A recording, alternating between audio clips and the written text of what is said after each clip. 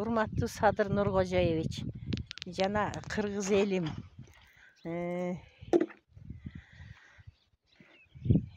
урматтуу Али Токтакунов жана бизге кыргыз үчүн күйүп пышкан биздин кыргыздын жарандары, сиздерге кайрылуу жасап аткан себебибиз мына биздин акыбалды билип коюңуздар деп атканыбыз.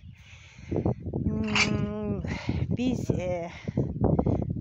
Дача Луч жана Дача ынтымактуу айылынын тургундары ушу 1 километр 2 километр аралыкта ушундай мусордун жанында жашап турабыз.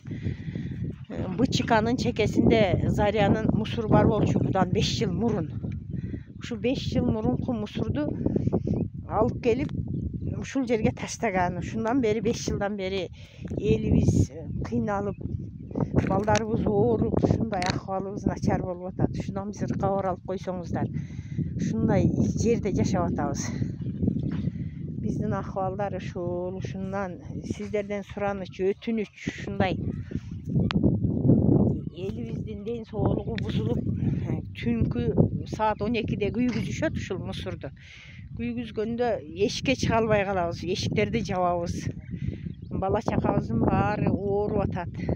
Больницадан башыбыз чыкпайт. Бизге жардам берүүңүздөрдү өтүнөбүз.